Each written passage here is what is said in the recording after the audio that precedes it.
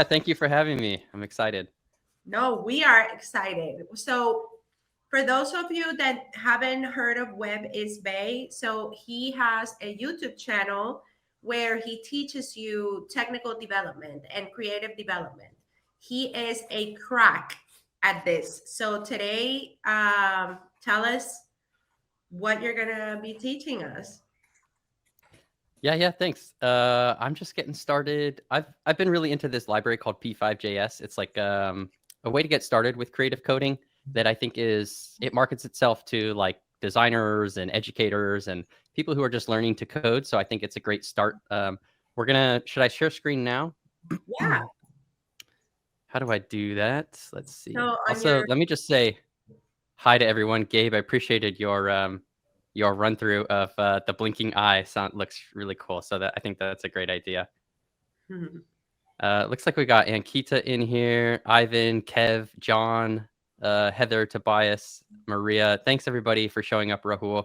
A lot of you I don't know. I'm going to my plan is to give maybe like a 5 to 10 minute little spiel, and then we'll hop right into some coding.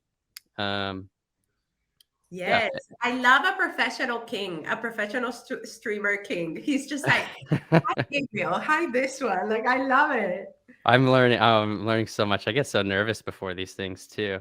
Really? No. Oh yeah. Well, you look calm. I'm feeling all right. Yeah. Okay, so I should have shared. Is that good? Yep. Okay, here's what we'll build today. It's just if anybody's seen the floating DVD logo in there's a clip from The Office. I'll drop in the chat, as well as the Coinbase Super Bowl ad was basically a QR code that was going around the screen like this.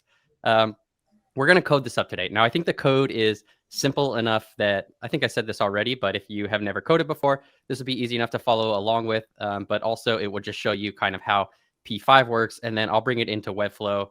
Because I find that that's kind of the missing link a lot of times when people are trying to get stuff with code into Webflow is like, because you can't see it in Designer, right? So we'll talk about some stuff that's going on there. But before I start, if there are any questions, I'm just going to take a sec to drop these 2 YouTube videos in the chat to get you inspired. I'm used to live streaming where I don't have other people's faces. So I'm like, I always want to interact when I see other people's faces, and the live streams where it's just text is like, so like you show up and for 5 minutes, you're just waiting people to start typing. Yeah. But anyways, people are probably just here like hanging out and working on stuff. So I'll just run on through. Are you recording? Do you need to set up anything, Melissa, or? Yeah, no.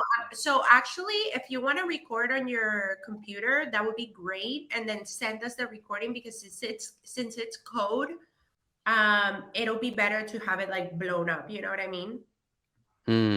Yeah, I'm planning to zoom in, so you should be able to see everything.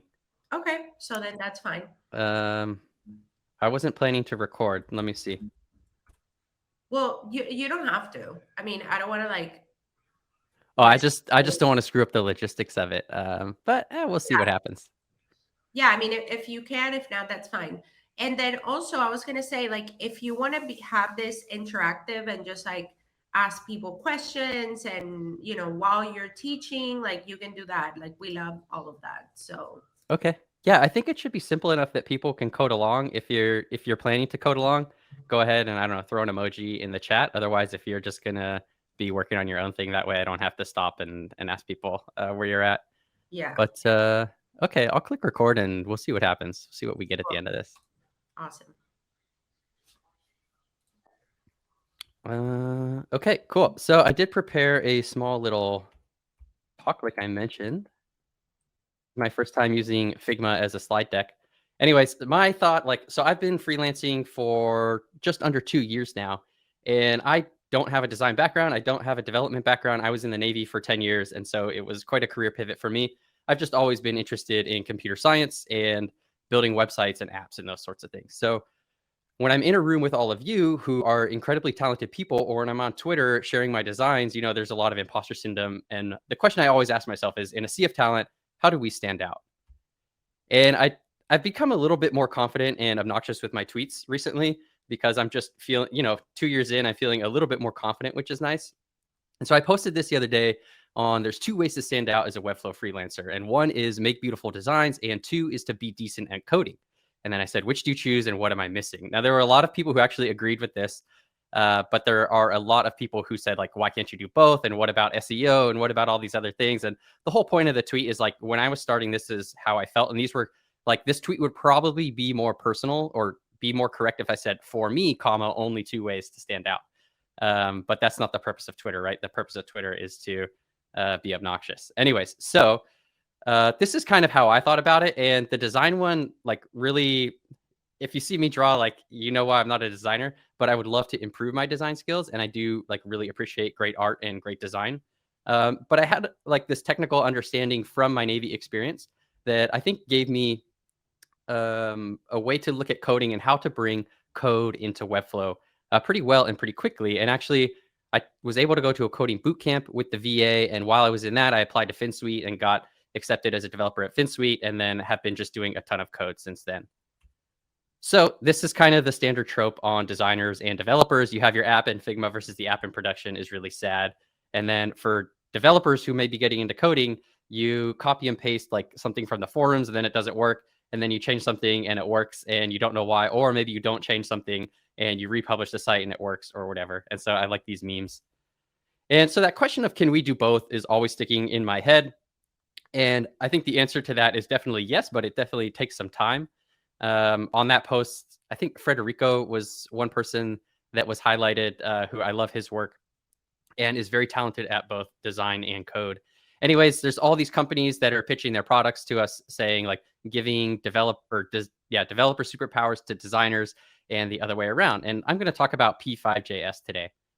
So this is from their homepage. p5.js is a JavaScript library for creative coding with a focus on making coding accessible and inclusive for artists, designers, educators, beginners, and anyone else.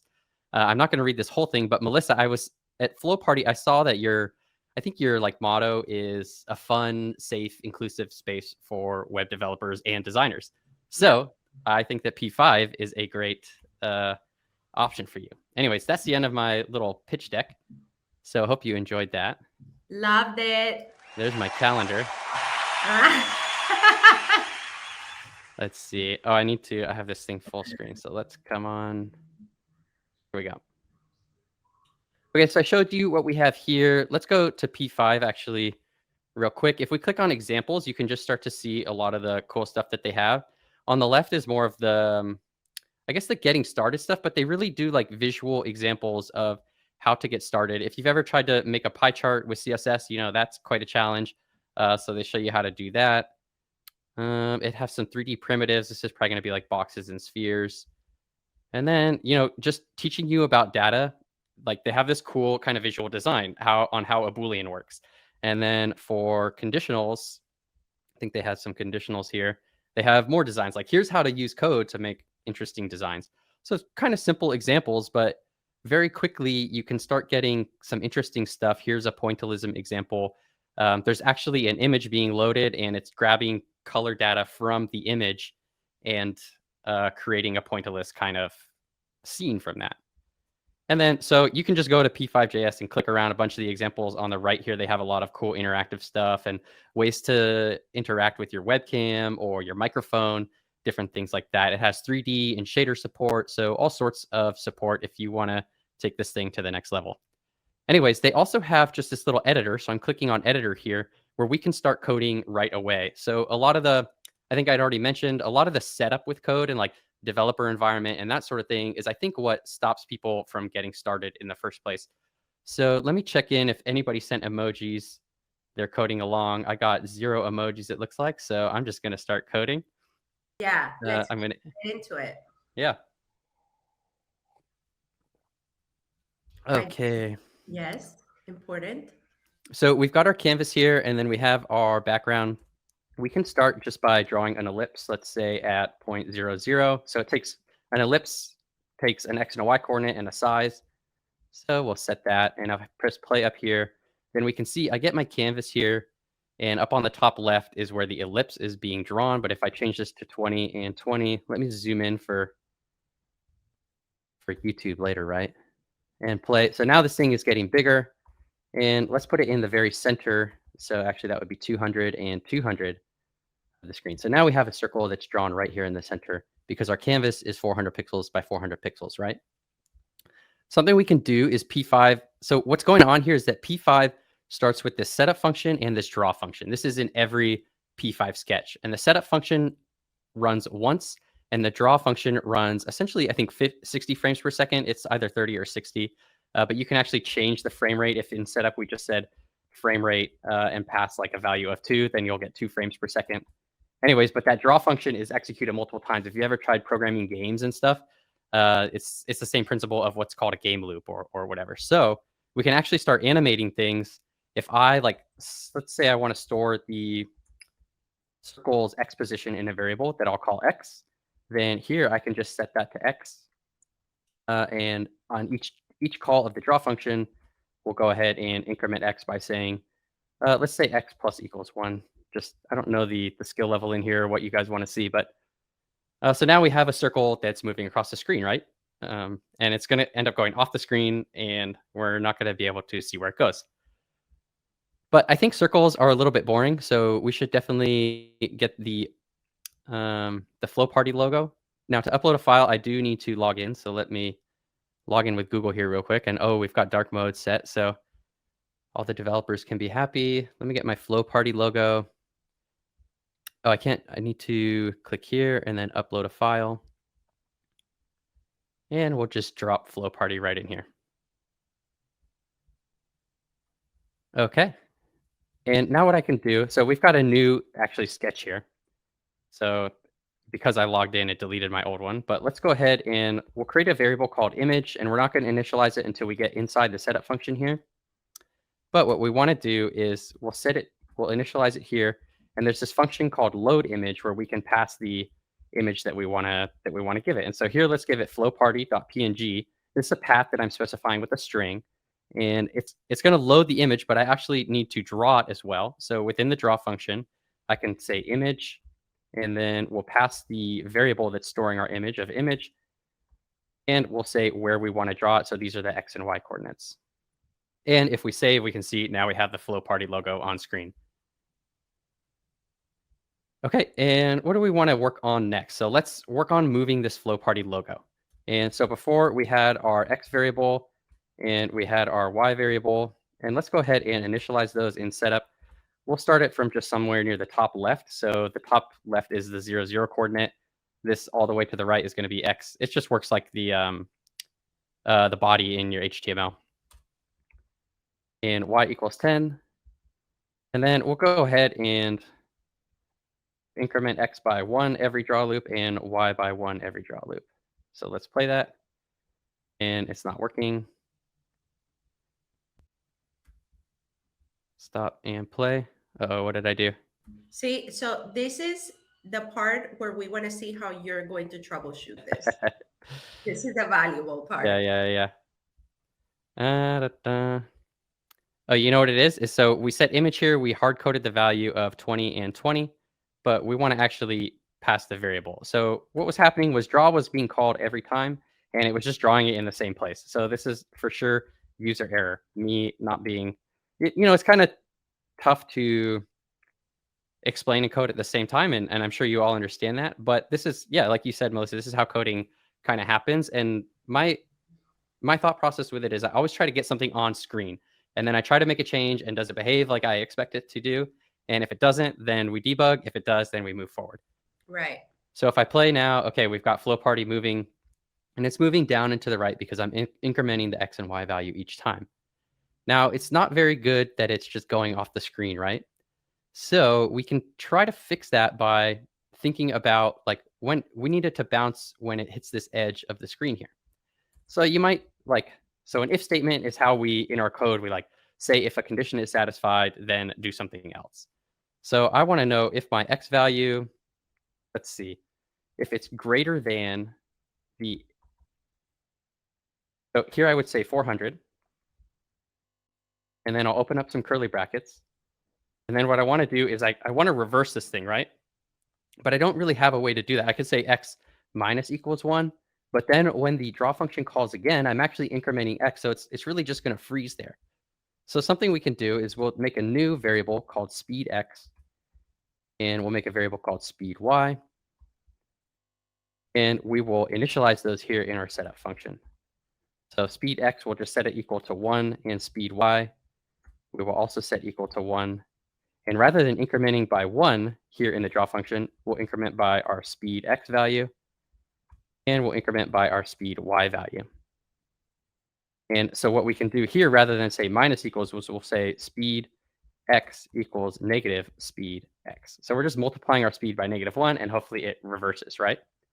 Now, there's some issues with this code, but let's go ahead and run it and see what we're getting.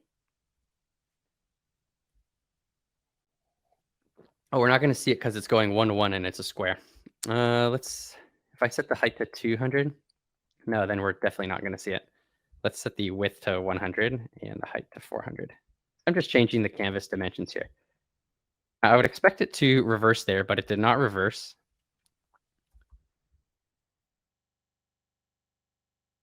And what's going on here? So what we need to do is, man,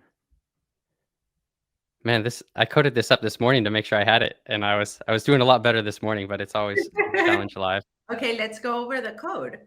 Yeah, let's do it. So what I want to get to, the reason I know this code has problems is that so what happened was, okay. So I made the canvas smaller because I wanted to show you that it bounced back.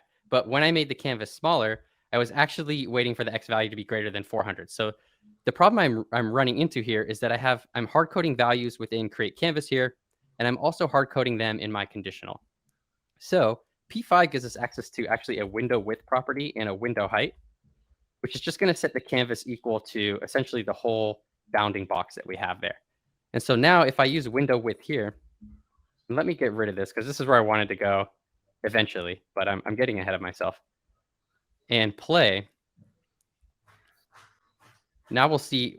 I'm waiting for it to come down here and I'm expecting it, but I don't think I'm going to get enough room. Yeah. So let's set our y speed to just something like 0.5. And that way it's just going to not go down as fast. But I'm hoping that it hits the wall here and then reverses direction. That's exactly what we want to see. And there it goes. We finally got it. But we can say, like, what I was getting to image.width, if we take into account our image width, then it'll start looking like that DVD bounce that we had before. Okay, so now it's bouncing off the right wall. That's great, but we need to take care of the 3 other walls. And the way we can do that, or we can introduce what's called an OR statement, which is by this double pipe operator here. So we're going to say if the x is greater than the window width minus the width of the image, or if x is greater than 0, less than 0, then we want to invert the speed, right? So now if I stop, what's going on here is that this window is too big for that image. So let's shrink that down a little bit. And now we have it bouncing back and forth, and we can do the exact same thing for our y value. So I'll copy this, bring it down here. Anytime you copy paste code, you want to be really careful. I mess this up all the time, but we have to check every variable. So y greater than window height minus image.height, and y less than 0, then we want to invert our speed in the y direction. Okay, and now we need to play this, and it's a little bit slow. Let's increment these by a little bit, but we're almost there anyways. Okay, now we're bouncing around. So we're making great progress. The only thing really that we haven't done is make the color change.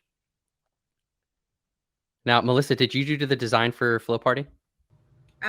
Eric. Eric did it. Okay, well, he chose some great colors. And so these are the colors from your Flow Party website. And oh, look, our thing got stuck, but that's okay for now. It's okay to get stuck. Let colors equal. So what's going on here? Let me explain this code. We're defining some new variables. And the reason this thing is coming up is because it's probably thinking that I'm, like, if you've ever used CSS colors and in a code editor, it'll try to bring it in automatically. So we could name this something like pink color and that would go away. Sorry, just being a little anal about that. Anyway, so we have these, when you see these bracket syntax, this is called an array. And in our array, we can define R, G, and B values. So all the designers for sure know about this. But in code, this is what p5 is expecting when you give it a color. So then I can create an array of all these colors, and we'll say pink color, green color, blue color, and white color. And what I want to do is I want to essentially choose the color each time we're hitting a wall. I want to change the color based on one of these colors in our array. So we can go ahead and let's see. Let's go ahead and also create a variable called color index. And we'll set it equal to 0. Now an array starts from an index of 0, goes to 1, then 2, then 3. And then we're going to want to wrap it back to 0, 1, then 2, then 3. So this is tracking the position in our color array. And so what we can do is in our draw function, when we're drawing our image, we can use this tint function and we can pass it a color. So we'll say colors of color index, and that's actually going to color the flow party. Anything that's white is going to get that color. So that's good. But now when we bounce, we want to make sure that we update the color, right? So we can call color index plus equals 1. And we'll do this both within both if statements. And anytime you're repeating code, there's this principle in coding called do not repeat yourself, or dry. So if you guys want, I can show you how to extrapolate this in a function. If it's just one repeat, maybe it doesn't matter. But you saw earlier that I was running into bugs because I had hard coded the window width value and not stored in a variable. So I always recommend do not repeat yourself for sure. But you know, I don't always know exactly where the code's going to go, so it's hard to extrapolate before I even run it. So we've incremented color index here, and if I run it, we're getting color change, but our program broke. And we want to read the error. It says object arguments is not a valid color representation. So I screwed up something, and here it's saying tint was expecting string for the first parameter, received an empty variable I instead. So what's going on? It says this is often a problem with scope. And the scope is that we're incrementing our color index every time, but when color index equals 4, it has nothing to access. So when I call this colors of color index, it's going to return an undefined value. And this is going to happen all the time in coding, so don't be scared of it. But what we need to do is we need to wrap our index back to the start. And in code, you have this thing called a modulo operator, which is basically like doing division and then returning the remainder. So let me open up just a little console here. Actually, I can probably do it right down here within P5. So we're starting at 0. And if the modulo operator is the %sign, and we know that the length of our array is 4, right? So 0 mod 4 returns 4, 1 mod 4 returns 1, 2 mod 4 returns 2, 3 mod 4 returns 3, but then 4 is where it broke, right? So what does 4 mod 4 return? Oh, it returns 0. 5 mod 4 returns 1. So this is a really simple way to start wrapping in our code. And so what we want to do is color index, we'll say modulo equals colors.length. What this is saying is take the value of color index, mod it by colors.length, which in this case is 4, and then store that back in our color index variable. So we'll copy that and paste that there and stop and play. And okay, now we are rotating our color without completely breaking our program. But it's fine to break your program every now and then. Are there any questions as we get, I've kind of finished up the coding example, and I'm going to move on to dropping this thing into Webflow. But Yeah. are there any questions about the code going on here or what you want to see? Yeah, so Ivan asks, so it's like writing the root in CSS. Let's see. So it's like writing root. Root is essentially referring to your HTML element or node. When you're asking about writing root in CSS, are you referring to a particular line of the code here? I'm wondering. Yeah, the when you outline the colors, when I was writing code, I will set up the root and I will set the variables, my color. Instead of putting in the hex, I will give it a number, kind of like you did there, pink color, green color. And whenever I wanted to use whole colors, I will actually call them further down the CSS. I see. Yeah, there's a ton of ways to actually store color values. P5, let's see. So if I come to p5.js reference, I've kind of like memorized a lot of these functions because I've been using them every day for the last 2 weeks, but I wouldn't expect you to memorize all these. I would expect you to you know, come to the reference and start learning some stuff. And over time, they will start to stick. But let's see what they give us for color. So here's the color. Environment color. I guess we're using the tint function. So let's look at tint. Oops, I don't need a new. So tint sets the fill value for displaying images. They can be tinted to specific colors or made transparent by including an alpha value. And so we can see here that they're actually they're not even passing an array. I stored them as an array, but the documentation should tell you what it can accept. Here they're passing 3 RGB values and an alpha value. Here they're only passing 2. They're just giving a grayscale and a transparency. And so here's the syntax. This is telling us all the different ways that we can call tint. You may be referring to CSS variables. Yeah, correct. Which when we define these, you use kind of this var. When you're using them, you use var and then the minus minus and then store it in a color. So these are completely different. We're working in JavaScript and these are CSS variables. It's very difficult. Very difficult is maybe the wrong word, but it's not common to kind of like pass a CSS value to your JavaScript. It's totally doable. I'm not sure what I'm trying to say here, but it's hard. I get it. Okay, it's hard to. No, because when you you were writing it, that's what it reminded me of. Okay. Yeah. Okay, you're just kind of commenting on it. It sounds like. Yeah. And the other thing I would talk about here is that this is the global space. When we're talking about coding, there's this issue or this concept of things being in the global space and things being scoped. And anything within a function is scoped. So if you actually come to, like if I come to this demo that I made here and I open up Inspector, oh boy,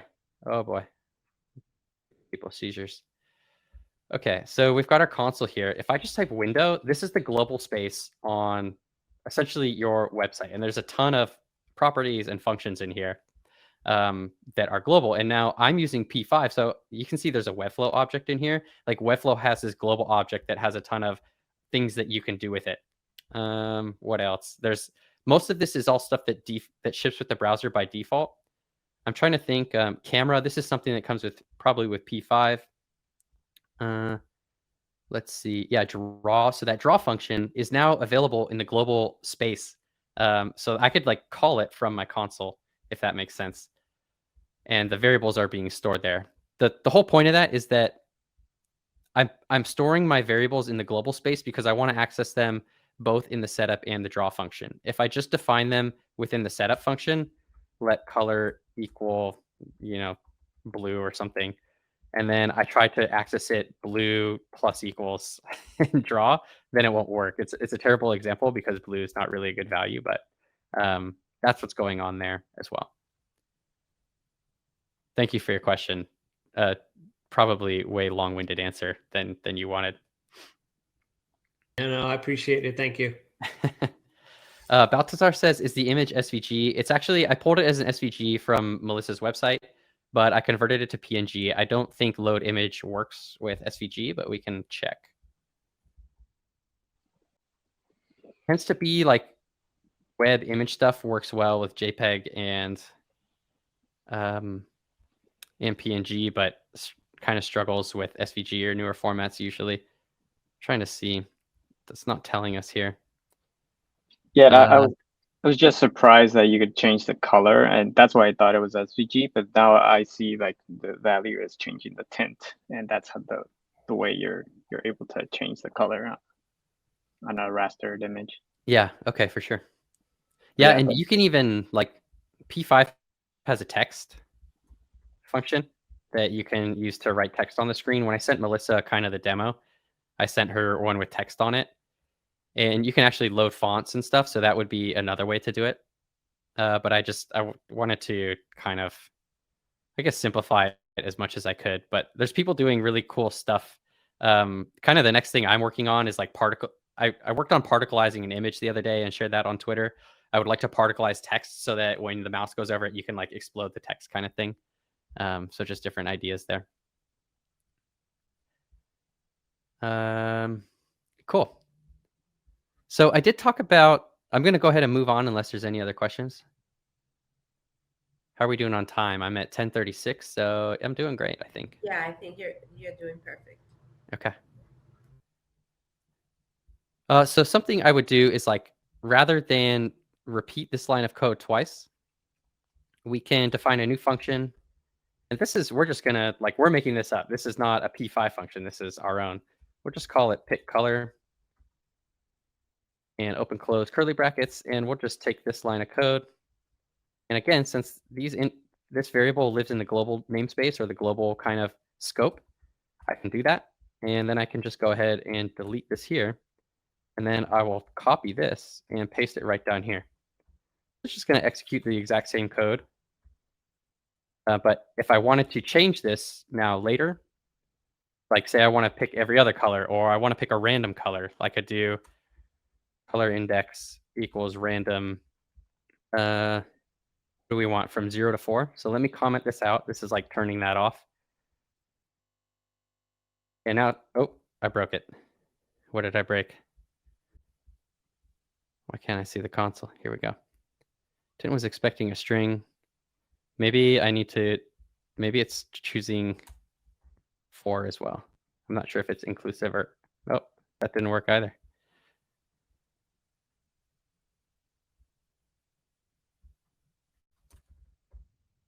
We can just go ahead and console.log our color index and see what it's getting. And then where are we actually selecting our color? Did I need to set color index? So I set it equal to 0. And then we're drawing and we're tinting. The first one works, but then when I call pick color, I set color index equal to a random value. So let's see what values we're getting.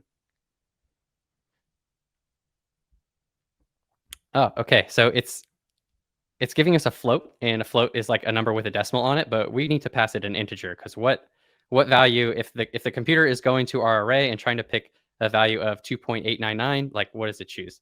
So there's this function we can use called floor, and that will just round down.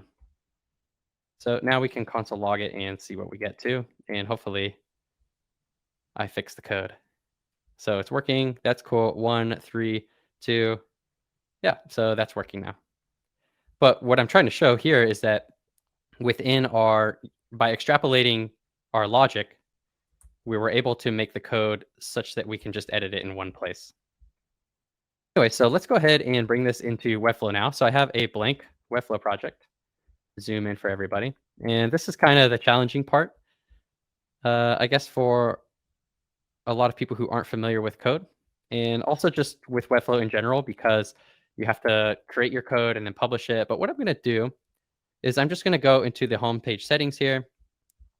And then in the before closing body tag, I'll open up script tags. And this is just telling essentially the DOM parser or the browser that we want to run some JavaScript.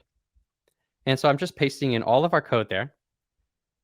But we also need to actually bring in the code to run p5. So the browser doesn't know that this is p5 code, but p5 knows. So we need to go to, let's go to the getting started guide.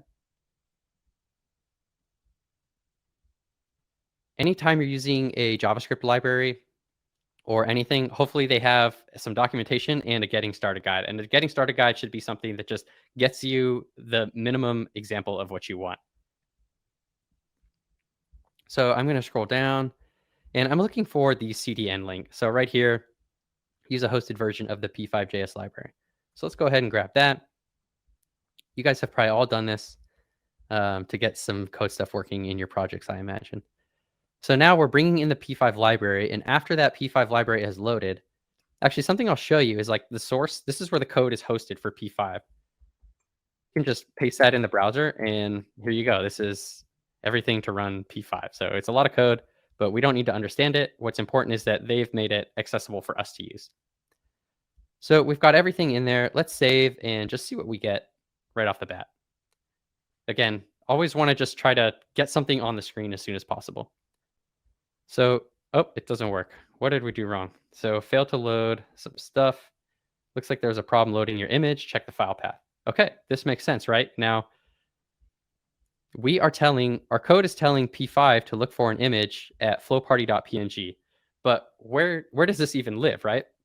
if we come back to our website is hosted at flowparty p5demo.webflow.io. And that has no relation to our image. We haven't loaded our image anywhere. But we know that we can actually load our image in the assets panel here. So let's go ahead and do that. So now Webflow is hosting our image, but we need to get the path. The path is going to be, it's not just going to be flowparty.png. This is the path of our image that we want to get. So I'm just copying from the browser URL bar, and we'll come into settings. And rather than just pass flowparty.png, we'll pass that whole string there. So let's save and publish.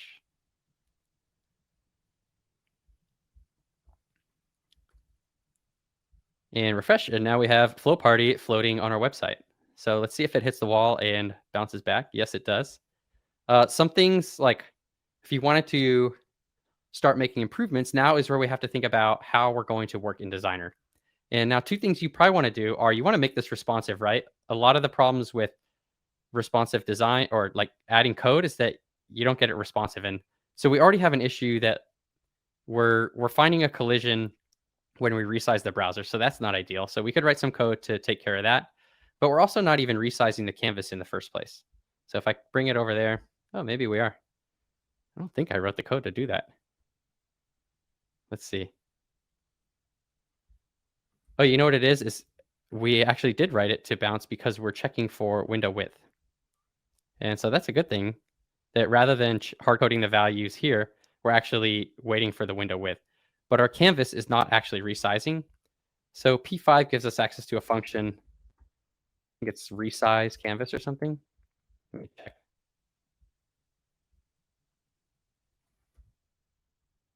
Window resized.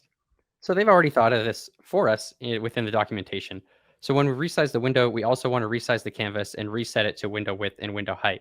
Now in CSS, you're kind of used to if you set something to 100% width, then it's going to fluidly adapt. But in JavaScript, it doesn't know when we're resizing the window unless we tell it to. Unless we tell it to watch for that. So we can just grab this code and chuck it down here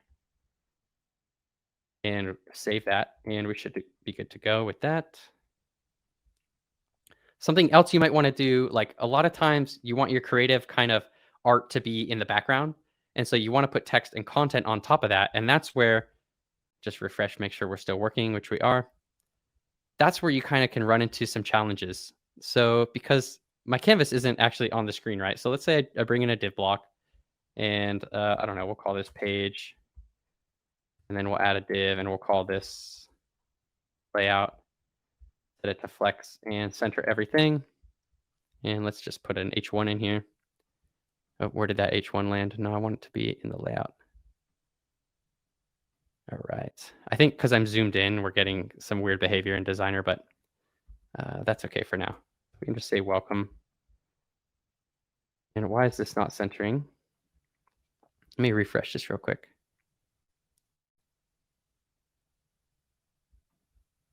And now everything's gone, of course. Did it not save my...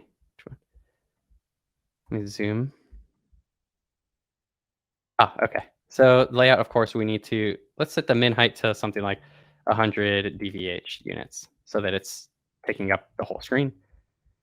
And we'll just make this... Let me zoom back in for y'all. 6 VW.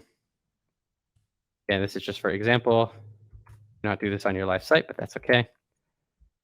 And now if we publish, let's see some problems that we introduced. Okay, we have discovered our problems. So our canvas is coming down here below our section with welcome. So I'm just going to inspect and let's take a look at what P5 is doing to our website. So we have, I want to see, so we have our div with the class of page up here and then our layout. And within that, we have our heading and we're saying welcome. And as a sibling to that, we have this main and then we have our canvas. And that's being displayed right down here. Now, something we know is we can start like, maybe we want this to be fixed or we want this to be absolute and take up the whole screen. So we could say position fixed, and that's not going to fix it because what else do we need? Set the inset, I think, to 0. Yeah, now it's at the top of our page, but it's position fixed, so it's on top of our layout. And this is tough because we don't have this in Designer, right? We can't edit this thing, but we can kind of mock it if we want. Sometimes this is what I do when I'm dealing with a more complex example of something that I want to render in code, but I don't have available to access in Webflow. So I can draw a div block on here, and I know I would. There's like a few ways that we could tackle this. So I'll show you one, and then I'll talk about the other ones. And let's give this a class of mock canvas.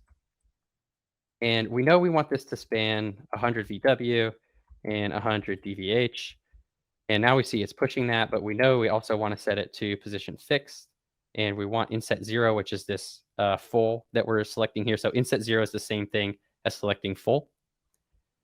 And what else do we have? Let's give this a background color, because in our code, we're drawing a background of 220 every time the draw function is called. And that's why we're not able to see our welcome text. So we can go ahead and set the color here. Let's just set it to something gray. And now we can see why we're not able to see our welcome text. I'm scrolling up and down, but I'm not going anywhere. So mock canvas, again, now we're just kind of mocking or mimicking how our canvas would appear on the published site. If I set z index to -1, now I can see that I can see my text. And what I can do is just use CSS preview, and I could go ahead and grab this CSS for canvas. So let me copy that to clipboard, and I'll come back into my home page settings, and I'll define some custom CSS. We'll open up a style tag. This is within our head tag. And then we'll just paste that. And how do we target our canvas? Now we need to figure out how to do that. There's a couple ways we can target it. We can just target the HTML canvas tag. We can target it by ID. It comes with this class of p5 canvas. So there's all sorts of options. Let's go ahead with the ID. And so I'm just copying that. And rather than style our mock canvas, we're going to style the thing with the ID of default canvas 0. And I'm just going to review this code. So position fixed is good. Left, top, right, and bottom 0 is good. Z index -1 is good. I don't need this width and height because I'm already specifying in the JavaScript to be window width and window height. And I don't actually want to set the background color. That was just to mock what's going on. So let's save and come back and publish. And refresh. And there we go. So now, like, I'm trying to show a technique of how I could use Designer to strategize about how I'm going to make the code that's coming on my published site, how it's going to appear and make it look more friendly in Designer. So you could even, like, I don't know, like put like a background image that says like mock or something. The other way to do that is that p5 in the reference comes with, you can set the parent. There's all sorts of ways that you can modify the style of the canvas that's created in the setup function. So you can set the parent. So we could, create a container within Webflow Designer, call it like p5 canvas container, and then pass that via code. There's a style on canvas. So something I do pretty often is we could store canvas in a variable. So if I said let cnv equal create canvas, and then I come down here and I just copied these from a notes section that I have. So I can set the display to block, position to absolute, inset 0, z index to 1, depending on how I want this thing to behave. Anyways, so that's kind of an alternate way of tackling this problem. But that's really all I have. Yeah, I've got 10 minutes left, which is great. That leaves time for some questions if there are any, or just to shoot the shit. So I hope you guys enjoyed the demo. I hope you learned something. Yeah, that's all I got. Love it. So good. Thank you. I feel like this would be really cool. I said it on the chat, like for a 404 page, maybe like something like floating around or some like lyrics or something. It would be very, very cool. Yeah, I guess the 404 page is a fun place to experiment and just do really whatever you want. And, it's a chance it's probably something that the user stumbles upon because of an error or something bad has happened. And it's a chance to like reestablish trust with your user in that way of giving them something delightful to look at or play with. So yeah. Yeah. Do you have any like usage cases that are cool using this, or like a link or something we can see? Oh, yeah, I got you. when I'm like hunting for content to make on YouTube, a lot of times I just rebuild stuff that I find inspirational on awards. Mhm. And if you just search P5, I think they'll give you websites that are built using P5 or stuff like that. So this is like I did these two. Um, this one's really cool. This whoever the agency is, Aura, I think, or no, Llama Llama, they use P5 a lot. So that's one place that I go to. There's openprocessing.org. So it's open source software, and there's a big community around it as well. And it originally started as a Java framework called processing, and then p5.js is actually a JavaScript version of that framework. So that it could run in browser and all that. It's probably not as performant, but it lets us do pretty cool things in the browser. And so openprocessing.org, they have all these like sketches that they feature every week. Particle systems. This one was really cool. This interactive logos. This was kind of the inspiration for a Twitter post that I made yesterday. Like you can hover, and how do we change? You can change the particle type. You can left click to switch the image. So this is the Amazon logo. I feel like Skylar was trying to build this for Edgar Allan one time. Like he wanted like the particles like exploding or something like that. Yeah, and the code is available for all of these. So they call it like remixing or forking. You can essentially, artfully steal the code and kind of modify it to your brand colors or your shapes or whatever. So ton of examples there. And then I can also just in the Circle community leave some other resources that are good if you want to learn. There's this guy, a YouTube channel called The Coding Train, and he's like a coding channel for kids, but he actually goes really in depth. He's like the Bob Ross of code, basically. And I love his channel. Yeah, The Coding Train. So he does a lot of like beginner coding stuff, but it goes really advanced. What he does is he takes things that are in nature, like particle systems or liquid, and he says, how can we use code to create something similar to how you would see it in nature? So That is so cool. I feel like I need the coding train. the guy definitely has like a severe case of ADD, but it's awesome. Like he's just like, oh, we're coding. He's just like got a great attitude. I love watching his stuff. You so. literally imitated him so well right now. Oh, we're coding. Yeah. He's like, okay, what are we? And then he'll go on like a 15-minute digression of whatever he's working on. But yeah, Wow. he's entertaining to watch. He's somebody who can make coding entertaining to watch, which is something I'm definitely working on. Yeah. I feel like, you are this like different specimen of like developer because like you explain so well that even someone that me, like I don't consider myself like a developer per se. Like I can do some code, but it's not my forte. My forte is design. But you explain it so well. Like how did you get to this point? Thank you. That's a really nice compliment. I always worry that if I'm explaining it well enough or not. I think the fact is that I'm not maybe a great developer either. Kind of, I like that advice of teach somebody who's 6 months, 3 to 6 months behind you, right? I can do some pretty cool stuff with code now, and I really need to work on enterprise client stuff, and I can wrap my head around some pretty complex things. But I found YouTube actually just making content and sharing content as a great way to really solidify my learning and try to explain things. So thank you. I don't know particularly that I have an answer to that question, but No, I but hope it helps. in short, it's basically practice. Practice for sure. Yeah, and just inspecting and failing a lot. I kind of find the places that I commonly fail, and I really appreciate you. Like when I was just starting with the code today, you're like, okay, let's stop and slow down and explain why it didn't work.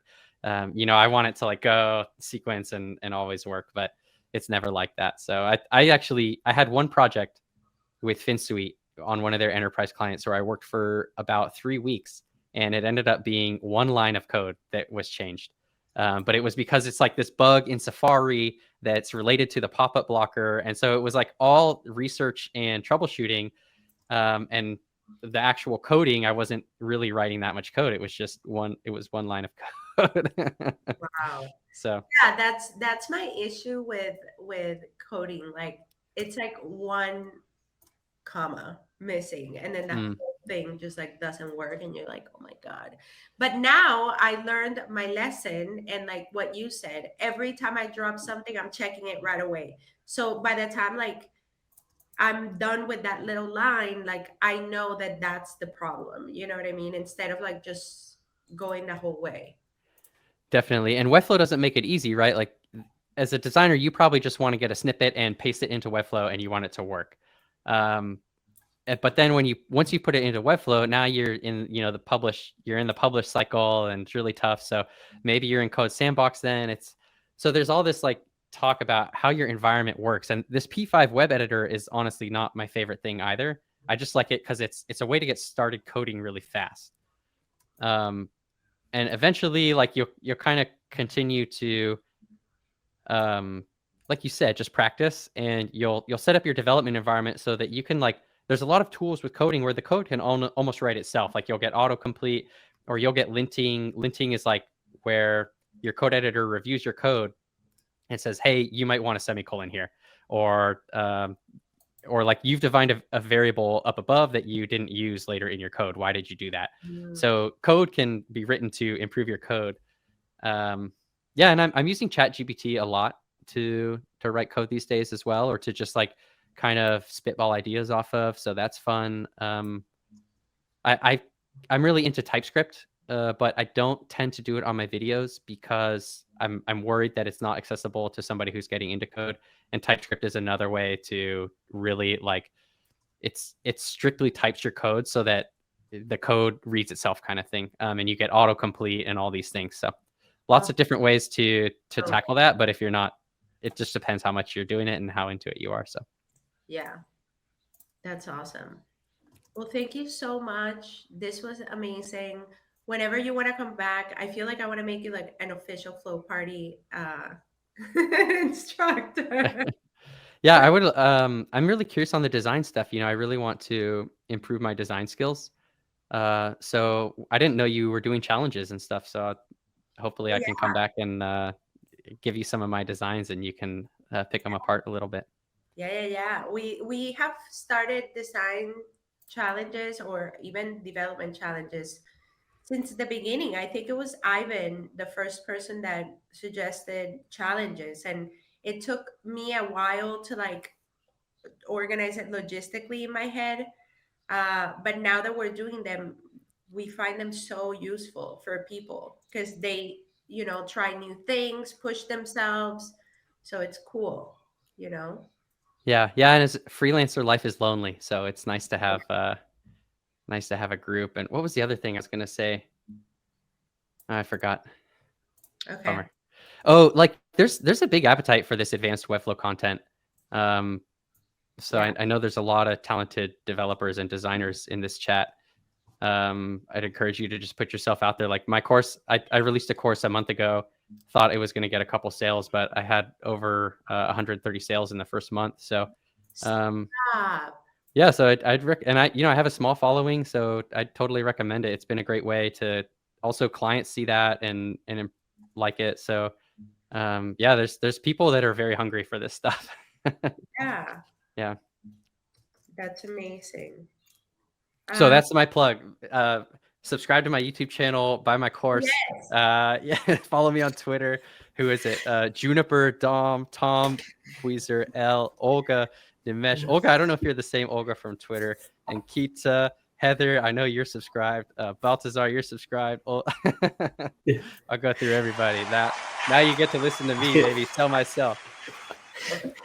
Actually, Bae, I wanted to tell you that I purchased your course. Ivan, oh yeah, for sure. I know you. Yeah. I know you. The course. It's really good. It's like I really like I think you were using you were using definitely client first, and I always like to see how people use Webflow and how they use a certain style system. Mhm. And as you were going through the course of the video, I was like, okay, I know what he's doing there. So I would pause and I would do it the way I like to use client first. And I was like, okay, he's being more efficient in this part, and I'm being more efficient in that part. So I'm blending both. So I'm learning a lot from it too. So it's totally worth getting the course. I just shared the link to the course for anybody that wants to buy it. It's a really good price. So I mean, yeah, like it's a good. Yeah, DM me on Twitter too. I'll give you a discount code if you want it. So yeah. College Snow Party, the Snow Party discount code. Yeah. Yeah. Thank you, Melissa. I appreciate that. And Ivan, I appreciate your feedback too. Yeah, of course. And hearing that you're going through it is really fun. I do like inspect people's builds when they send them to me and go through it. So yeah. Wait, Yeah, I have a strange question. What do you mean you were an ex-Navy submariner? What? Navy submariner veteran? Yeah, I was in the Navy for 10 years. I graduated. I was in a program during college. I said I don't have a technical background, but that was a lie. I studied electrical engineering. I just did not do very much coding. I did a lot of math, and the U.S. submarines, they all operate on nuclear power. So I essentially was trained for 2 years how to operate and supervise a nuclear power plant. And I was on a submarine for 3 years based in Hawaii, and then they sent me to Canada, and I was like a project manager up there, and then I was in recruiting. Anyways, it ended up spanning 10 years. I'm still in the Navy Reserve. So does that answer your question? Yeah, I spent 10 years in the Navy, and they kind of fuck you. It's really hard work. And the pay was good. It was a good job, but I wanted to be able to have more control over my life, specifically my time and what I'm spending my time with. At the end of the day, knowing how to drive a submarine is cool, but it didn't feel like a useful skill that I would, love and take to my grave when I'm whatever 100 years old. Yeah. So I was like, coding to me is a really cool profession because you can work from anywhere. You can make a good what's it called? A good salary, and there's just really interesting problems to solve and fun things to do. It's limitless. There's so many. Danny, I keep looking at your Fruit Loops, and I'm like, oh, we could make a particle system out of Fruit Loops and make it interact with the mouse, and then sell it to somebody on their marketing website, Fruit Loops marketing website or whatever.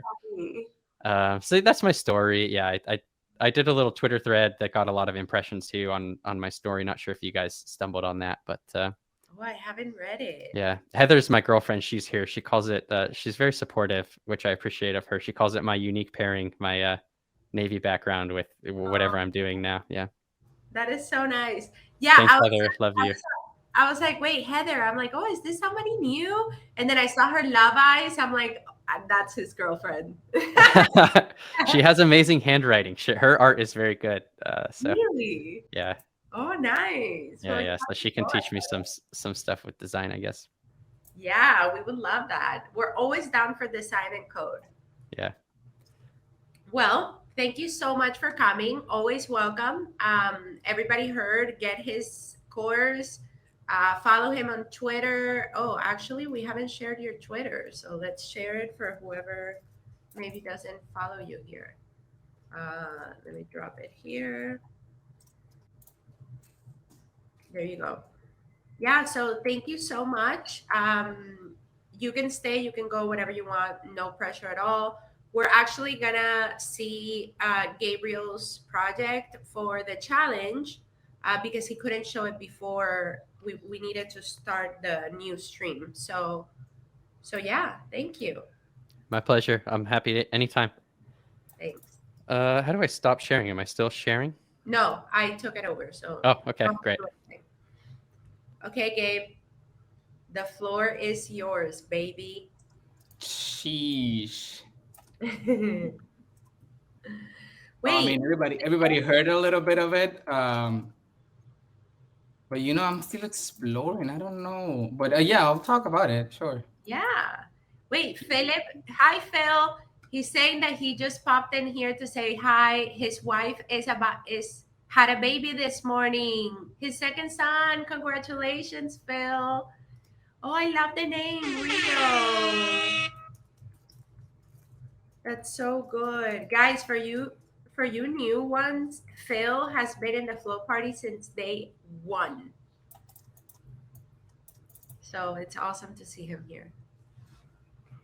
Okay, Gabe, go ahead. Oh, jeez. I Oh, need it's to eat. I know. I haven't eaten yet, by the way. So, well, I mean, all the other ones know, but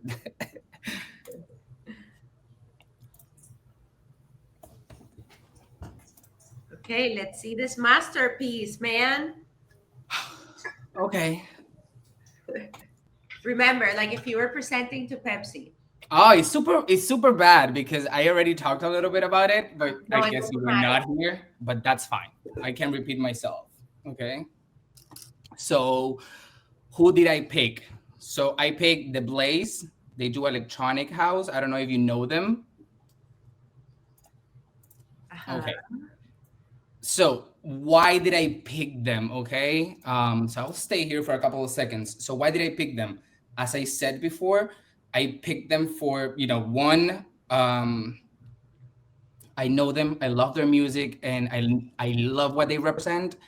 Later today, I started investigating a little bit, and I could read in so many interviews what they wanted to express in any of their films, which you can see immediately. So one of their lines is like, "We want to make people feel what it is to be human." Okay, so and this is the photography of one of their albums, like the first one, which is Queens. Sorry, this one is Territory. Queens is this one, and you can see by the imagery how they approach like the film of it, the kind of nostalgic feeling.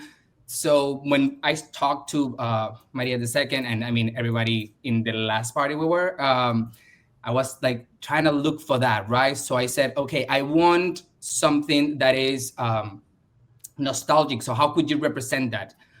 We went into sepia. That's what Maria the Second said, sepia, and we ended up with yellow, right? So that immediately brought the idea also Maria the Second of the photo album. So that already got me into. So I said, okay, we should do like a photo album kind of a story, okay? But also adding this sense of modernism, and I picked her as my inspiration. Once because it's also their inspiration, the director, and all of his films are very nostalgic, very into the future, but kind of representing how human interacts. So I started with this. Okay, so this would be the starting point. So the loading animation, like all the letters are gonna be coming up, and the rectangle is gonna open and say "I close my eyes for so long," which is one of the lyrics of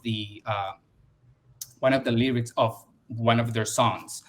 And then you could enter the album, and when you enter, you would experience like first like how all the eye, let's say, is gonna open up and show everything. And then the first one, it's Territory, like the last one. So this is what I wanted to make a lot of focus on. Okay, so the second one, so either they see the video clip or they see the story. So that's where I kind of merge those two things. Okay, the idea of a photo album, and also looking a lot modern as well. So if you go into Territory, for example, you would see, for example, like the whole behind the scenes, and what it represents for them building that, and how they tackle the idea of bringing relationships and humans, and even by film. Okay, and then you would go into the next album, and then you can go into the tour as well, and you could see like all their dates and where they're gonna go.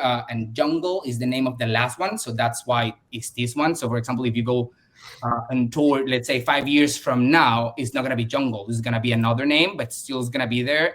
And you can use this with CMS, so simple. And then like the hover effects. And yeah, and then when you click on Queens, I thought of, okay, what if it opens?